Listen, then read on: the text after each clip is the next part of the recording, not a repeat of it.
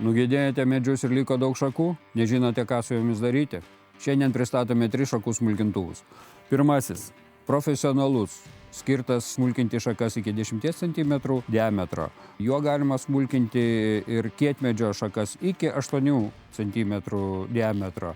Juo galima smulkinti padžiūvusias šakas, sausą medieną ir medienos atraižas. Įrenginyje sumontuotas galingas 9 kW benzininis variklis su diržine pavara. Nors įrenginys sveria 150 kg, dėka pneumatinių ratukų jį transportuoti tampa labai lengva. Naudojant šį įrenginį rekomenduojame naudoti fizinės apsaugos priemonės.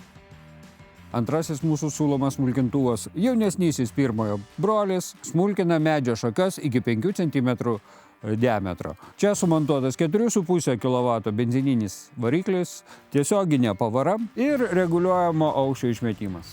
Didelis privalumas šių GTM šakų smulkintuvo yra tas, kad jie turi savaiminį šakų įtraukimo mechanizmą. Ir trečias mūsų siūlomas aparatas tai yra Elliot Maestro. Didžiausias jo privalumas tai, kad jisai susmulkintą biomasę surenka į talpą, taip nederždamas aplinkos. Jame montuojamas galingas benzininis variklis, kuris per diržinę pavarą suka veleną, kuriame yra iki 12 aštrių dvipusių peilių. Šie peiliai, skirtingai nuo kitų šakų smulkintuvų, visą biomasę skaldo išilginiais pjūviais, neskersiniais.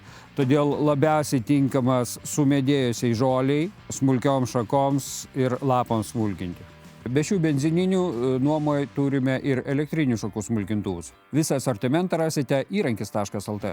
Laukiame.